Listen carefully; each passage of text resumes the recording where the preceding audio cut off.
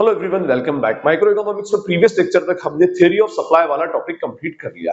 अब इस लेक्चर से हम स्टार्ट करेंगे हमारे सप्लाई का second part, that is law of supply. Law of supply के इस लेक्चर में हम डिस्कस करेंगे कि लॉ ऑफ सप्लाई होता क्या है, क्या कंसेप्ट है लॉ ऑफ सप्लाई का, और लॉ ऑफ सप्लाई के डिफरेंट असम्पशंस एक्चुअली क्या है। लेक्चर स्टार्ट करने से पहले मेरी आपसे अपील है कि अगर आप मेरा लेक्चर फर्स्ट टाइम देख रहे हैं, मेरे चैनल पर फर्स्ट टाइम आए हैं, तो वीडियो को पूरा जरूर देखें और उसके बाद अगर ये वीडियो आपको यूजफुल लगता है, नॉलेजेबल लगता है, तो इसे अपने फ्रेंड्स, कलीग्स, क्लासमेट्स के साथ में शेयर करें, वीडियो को लाइक करें और चैनल को सब्सक्राइब जरूर करें। अब बात करते हैं हमारे टॉपिक की। हमारा टॉपिक है लॉ ऑफ सप्लाई। अगर हम देखें यहाँ पर तो हमारे पास इस हेडिंग से दो वर्ड्स डिराइव होते हैं, first is law and second is supply. पहले हम सप्लाई की बात करते हैं। सप्लाई तो मैं ऑलरेडी प्रीवियस चैप्टर के अंदर और प्रीवियस लेक्चर्स में एक्सप्लेन कर चुका हूं कि supply itself is what, it is the willingness of a producer. ठीक है, किसकी विलिंगनेस है? Willingness of a producer to supply any product और commodity at a particular price. ठीक है, किसी एक खास प्राइस के ऊपर कोई भी प्रोड्यूसर किसी भी गुड्स को बेचने के लिए विलिंग हो जाए, that is called as supply. वो अपने आप में सप्लाई होता है। और याद रखिएगा कि supply itself is a psychology of the producer. ये प्रोड्यूसर की साइकोलॉजी होती है। जैसे डिमांड हमने पढ़ा था, मैंने आपसे स्टार्टिंग से कह रहा हूं कि सप्लाई जो टॉपिक है ये पूरा का पूरा डिमांड टॉपिक का रेसिप्रोकल है। जिस सेंस में हमने डिमांड को पढ़ा था उसी सेंस में हमको सप्लाई पढ़ना है। बस डिफरेंस ये है कि डिमांड जो था वो कंज्यूमर के पॉइंट ऑफ व्यू से था और सप्लाई जो है ये प्रोड्यूसर के पॉइंट ऑफ व्यू से। ठीक है, तो हमने पढ़ा था कि डिमांड जो थी it was the psychology of the consumer. वो कंज्यूमर की साइकोलॉजी थी कि प्राइस चेंज होने से या प्राइस के अलावा किसी और फैक्टर के चेंज होने से बेसिकली कोई कंज्यूमर किस तरह से रिएक्ट करता है। In the same way price के चेंज होने से या कोई और फैक्टर के चेंज होने से, लास्ट लेक्चर में हमने पढ़ा है डिफरेंट एलिमेंट्स या डिफरेंट फैक्टर्स अफेक्टिंग सप्लाई, तो उन फैक्टर्स के चेंज होने से प्रोड्यूसर की साइकोलॉजी के ऊपर क्या इंपैक्ट पड़ता है और वो किस तरह एक्चुअली रिएक्ट करता है, दैट इज सप्लाई। ठीक है, तो लॉ ऑफ सप्लाई के अंदर पहला वर्ड सप्लाई मैंने आपको एक्सप्लेन कर दिया, that it is a psychology और willingness of the producer to sell anything. ठीक है, सेकंड आता है वर्ड हमारे पास लॉ। और लॉ जो होता है, law itself is a rule. ये अपने आप में एक रूल होता है। ठीक है, अब देखिए, मानना नहीं मानना ये हमारे हाथ में। कभी कभी इस रूल को हम फॉलो करते हैं, कुछ चीजों के अंदर रूल कई दफा फॉलो नहीं भी होता। ठीक है, अभी हम पढ़ेंगे आगे exceptions to the law of supply के अंदर कि बंदा हमेशा लॉ ऑफ सप्लाई को जैसा फॉलो करता है वैसा करेगा, ऐसा नहीं है। इवन हमने डिमांड के अंदर भी पढ़ा कि बहुत सारे exceptions to the law of demand होते हैं कि बहुत सारे ऐसे केसेस होते हैं जहां पर कंज्यूमर जो होता है वो लॉ ऑफ डिमांड को वायलेट कर देता है। तो वायलेशन हो सकता है, बट एक जनरल प्रिंसिपल होता है। तो अगर हम कहें लॉ क्या, तो law itself is a general principle और जनरल रूल। ये अपने आप में एक जनरल रूल होता है जो क्या करता है कि स्पेसिफिक फेनोमेना को डिफाइन करता है कि आपने ये काम करना है। सेट ऑफ रूल, एक सिस्टम बेसिकली होता है, that is called as law.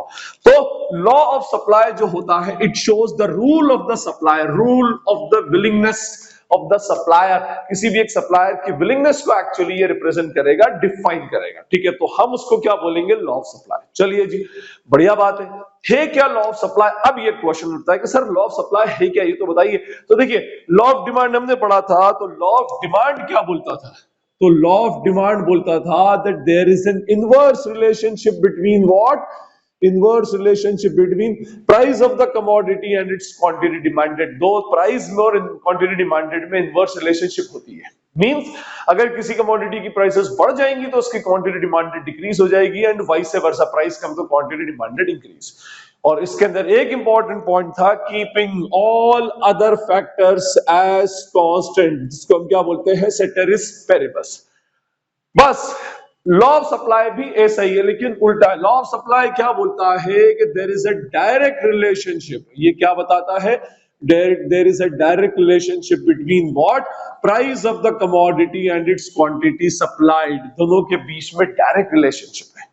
Direct relationship means कि अगर प्राइस इंक्रीज होगी तो नेचुरली क्वांटिटी सप्लाइड भी इंक्रीज होगी एंड वाइस वर्सा। अगर ये डिक्रीज तो ये भी अल्टीमेटली डिक्रीज। दोनों के बीच में डायरेक्ट रिलेशनशिप होती है। और इसके साथ भी वही सेम टू सेम फंडा चलता है, क्या? Ceteris paribus. ठीक है, सेटेरिस पेरिबस का मीनिंग होगा keeping all other factors as constant.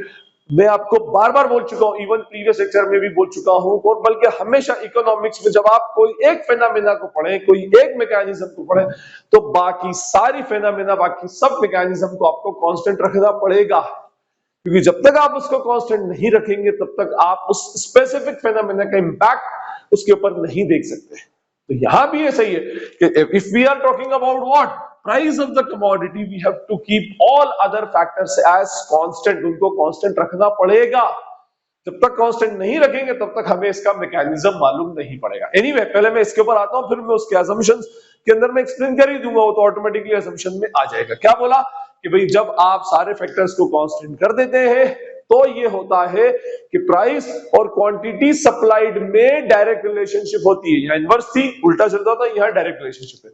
अगर कमोडिटी की प्राइस बढ़ेगी तो प्रोड्यूसर विलिंग होगा ज्यादा गुड्स को प्रोड्यूस करने के लिए और ज्यादा गुड्स की सप्लाई के लिए, और प्रोड्यूसर की कमोडिटी की प्राइस कम हो जाएगी तो प्रोड्यूसर की विलिंगनेस कम हो जाएगी उस स्पेसिफिक प्रोडक्ट को सप्लाई करने में।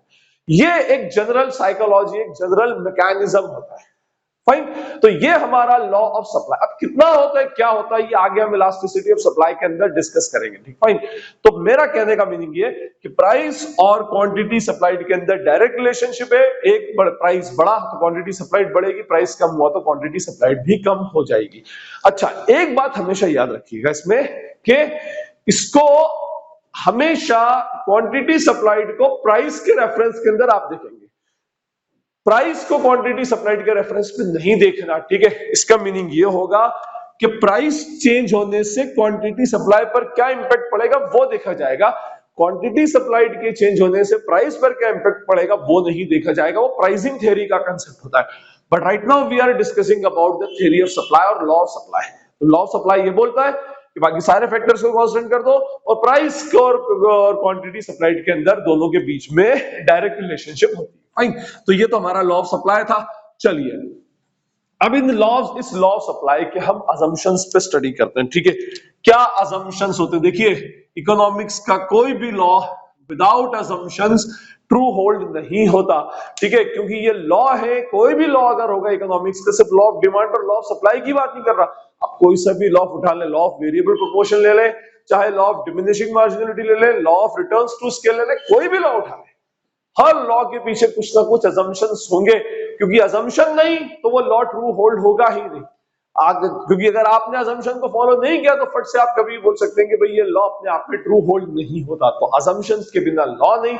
लॉ को ट्रू होल्ड करने के लिए आपको हर एक लॉ के असम्पशन पढ़ना पड़ेंगे, and in the same way क्या होगा, लॉ ऑफ सप्लाई के भी कुछ असम्पशंस अल्टीमेटली होंगे। चलिए, लॉ ऑफ सप्लाई का फर्स्ट असम्पशन देखिए, ये बहुत इजी है, अगर आपको इसको याद करना है एग्जाम के पॉइंट ऑफ व्यू से तो बहुत इजी होते हैं। फैक्टर्स अफेक्टिंग सप्लाई पढ़े, बिल्कुल पढ़े सर। तो बस उसमें प्राइस को छोड़कर बाकी सारे फैक्टर्स को कांस्टेंट कर दें। किसको कांस्टेंट कर दें? Number 1, price of the related good will remain constant. लो जी, पहला असम्पशन तैयार हो गया। क्या कि जो प्राइस ऑफ रिलेटेड गुड्स है, हमने पढ़ा है ना रिलेटेड गुड्स, इसमें सब्स्टिट्यूट गुड्स आता है, कॉम्प्लीमेंट्री नहीं आता। आप मेरा प्रीवियस लेक्चर देख सकते हैं, कॉम्प्लीमेंट्री डिमांड में आता है, कॉम्प्लीमेंट्री एंड सप्लीमेंट्री, यहाँ पर सिर्फ सप्लीमेंट गुड्स आता है। तो हमें ये मानना पड़ेगा, पहला असम्पशन ये होना चाहिए कि सप्लीमेंट गुड्स जो है, जो भी रिलेटेड गुड्स है, स्पेसिफिक कमोडिटी जिसकी आप बात कर रहे हैं, उसकी प्राइस अपने आप में कांस्टेंट रहेगी, उसके अंदर कोई चेंज नहीं आएगा।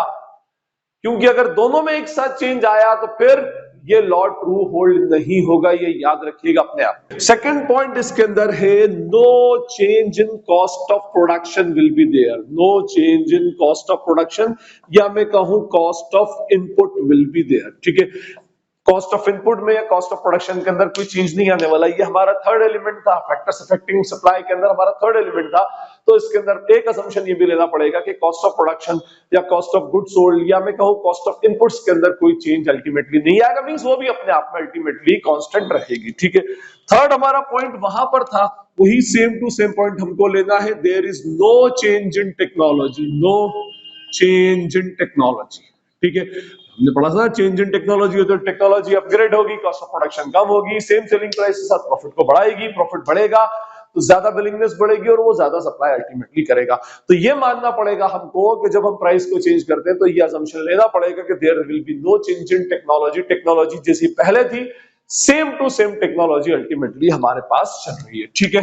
फोर्थ पॉइंट हमारे पास, goal of the firm is to maximise the profit, ठीक है। मैक्सिमाइज, मैंने आपको बताया था फॉर्म के दो टाइप की फॉर्म्स होती हैं इसमें, एक जो सेल्स मैक्सिमाइजेशन का टारगेट लेके चलती है और एक जो प्रॉफिट मैक्सिमाइजेशन का टारगेट लेके चलती है। तो यहां पर फॉर्म सेल्स मैक्सिमाइजेशन वाली नहीं होना चाहिए, ठीक है, अदरवाइज फिर क्या होगा, लॉ ऑफ सप्लाई का वायलेशन हो जाएगा। यहाँ पर फॉर्म अगर आप बात कर रहे हैं जिस भी फॉर्म की लॉ ऑफ सप्लाई में, तो वो हमेशा कौन सी होगी, प्रॉफिट मैक्सिमाइजेशन वाली, तो ही लॉ ऑफ सप्लाई उसके ऊपर ट्रू होल्ड होगा, ठीक है। There will be no change in government taxation policy, taxation policy will remain constant, taxation policy will not change, taxation policy अपने आप में चेंज नहीं होना चाहिए, क्योंकि टैक्सेशन पॉलिसी या सब्सिडी पॉलिसी गवर्नमेंट की अगर चेंज हो गई तो अल्टीमेटली फिर आपका लॉ ऑफ सप्लाई भी ट्रू होल्ड नहीं होगा। और हमारा 6 पॉइंट है, there is no future expectation, no future expectation. Expectation किस चीज का होता है, change of price in future. आप तो अपने आप को तटस्थ मान लेंगे, मींस आपको ये मालूम होना चाहिए कि आपको आगे फर्दर फ्यूचर का कोई एक्सपेक्टेशन एक्चुअली नहीं है, आपको नहीं पता कि प्राइसेस बढ़ेंगी या कम होगी। आप तो ये मानेंगे जैसा मार्केट चल रहा है स्टेबल प्राइसेस है, आगे इन फ्यूचर आने वाले 2 दिन 4 दिन 10 दिन के अंदर भी प्राइसेस स्टेबल ही रहने वाली है, क्योंकि अगर प्राइसेस में कोई चेंज होने का एक्सपेक्टेशन आपको है तो नेचुरली फिर लॉ ऑफ सप्लाई जो होगा वो ट्रू होल्ड नहीं होगा। तो ये हमारे असम्पशंस थे। देखिए मैंने सिंपल सी बात की, असम्पशंस के लिए आपको फैक्टर्स अफेक्टिंग सप्लाई पढ़ना है, प्राइस को छोड़कर बाकी सारे के सारे फैक्टर्स को क्या कर दो, कांस्टेंट कर दो। क्या था, रिलेटेड गुड्स को कांस्टेंट रखा, कॉस्ट ऑफ इनपुट कांस्टेंट रहेगी, कोई चेंज नहीं होगा, टेक्नोलॉजी में कोई चेंज नहीं होगा, नो अपग्रेडेशन नो डिग्रेडेशन, को गोल जो है फर्म का वो प्रॉफिट मैक्सिमाइजेशन नहीं होगा, टैक्सेशन पॉलिसी होगी, चेंज नहीं होगी, और there will be no future expectation of increase और decrease of price in the future. Assumptions of law of supply के बाद में अब हम बात करेंगे important points about the law of supply, मैं कहूं features of the law of supply, characteristics of the law of supply. जिस तरह से लॉ ऑफ डिमांड के हमने फीचर्स और कैरेक्टरिस्टिक्स देखे थे, उसके इंपॉर्टेंट पॉइंट्स देखे थे 3, वही सेम टू सेम पॉइंट्स हमारे यहाँ पर है एक्सेप्ट 1 पॉइंट, ठीक है। वहां पर पहला क्या था, लॉ ऑफ डिमांड में important points of the law of demand में था इनवर्स रिलेशनशिप। तो यहां पर कौन सी होगी, नंबर 1 व्हाट, डायरेक्ट रिलेशनशिप, ठीक है। डायरेक्ट रिलेशनशिप का मीनिंग तो अब मैं बता चुका हूं, क्या मीनिंग होगा कि प्राइस ऑफ द कमोडिटी और क्वांटिटी सप्लाइड में क्या होगी, डायरेक्ट रिलेशनशिप होगी। मींस एक बढ़ेगा तो दूसरा भी ऑटोमेटिकली बढ़ेगा, एक कम होगा तो दूसरा भी कम, एक कम होगा ऐसा नहीं बोलना चाहिए, वैसे तो ये गलत बोल रहा हूं मैं।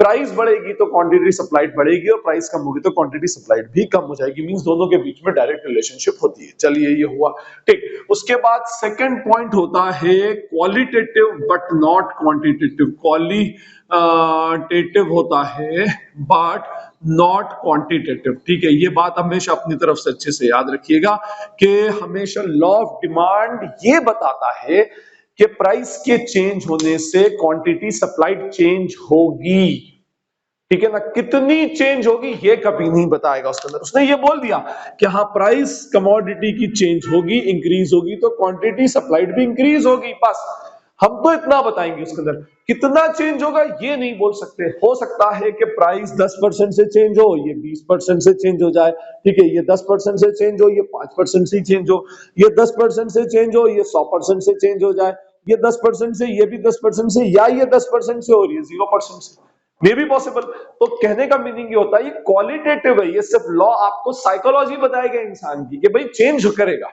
प्रोड्यूसर चेंज करेगा, ये बात कौन बताता है, लॉ ऑफ सप्लाई। लेकिन कितना चेंज होगा ये नहीं बताएगा। इसके लिए आपको जो नेक्स्ट टॉपिक है वो पढ़ना पड़ेगा, इलास्टिसिटी ऑफ सप्लाई। जैसे डिमांड के अंदर इलास्टिसिटी ऑफ डिमांड था, यहाँ पर इलास्टिसिटी ऑफ सप्लाई। चलिए जी फाइन। और उसके बाद थर्ड पॉइंट इसके अंदर एज यूजुअल होता है सिंगल साइडेड। मैंने अभी थोड़ी देर पहले आपको बताया सिंगल साइडेड का मीनिंग होगा, यहां पर हम क्वांटिटी सप्लाइड पर इंपैक्ट देखेंगे प्राइस के चेंज होने का, कि प्राइस के चेंज होने से क्वांटिटी सप्लाइड कितनी चेंज होती है।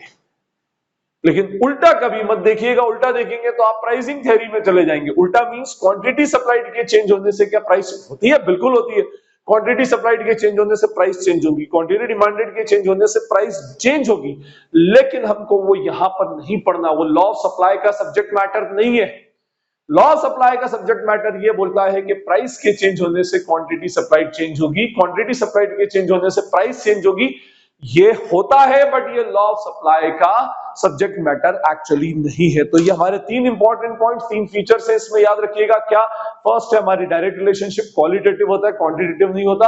और इसके अंदर एक और इसको बोल सकते हैं प्रोपोर्शनल रिलेशनशिप। हाँ, जैसे मैंने अभी आपको एक पॉइंट और इसके अंदर आ जाता है इसमें, fourth no proportional relationship. No proportional relationship का मीनिंग होता है, जैसे मैंने अभी ये जो बताया इसी के अंदर मैंने एक्सप्लेन कर दिया आपको कि नो प्रोपोर्शनल रिलेशनशिप का मीनिंग होगा कि जरूरी नहीं है कि ये 10% चेंज होगा तो ये भी 10% ही चेंज होगा, ठीक है ना। या जितना प्रोपोर्शन या जितना परसेंटेज इसमें चेंज आएगा उतना ही परसेंटेज या प्रोपोर्शन इसमें चेंज आएगा। No, it is not possible. मतलब ये ऐसा होगा, ये कंपलसरी नहीं है, ज्यादा भी हो सकता है, कम भी हो सकता है। और फिर ये सिंगल साइडेड है, मींस हमको प्राइस के अंदर चेंज होने का इंपैक्ट क्वांटिटी सप्लाइड के ऊपर देखना है, क्वांटिटी सप्लाइड का इंपैक्ट प्राइस के ऊपर नहीं देखना। तो फाइनली ये था हमारा basic concept of law of supply. I hope आपको ये क्लियर होगा। स्टिल अगर कोई क्वेरी या डाउट आपको लगती है तो आप कमेंट सेक्शन में मुझसे पूछ सकते हैं। और एक बार फिर से अपील है कि अगर ये वीडियो आपको यूजफुल लगता है तो फ्रेंड्स, क्लासमेट्स, कलीग्स के साथ में शेयर करें, वीडियो को लाइक करें और चैनल को सब्सक्राइब जरूर करें। This is Najeeb Hashmi signing off from Najeeb Hashmi academy.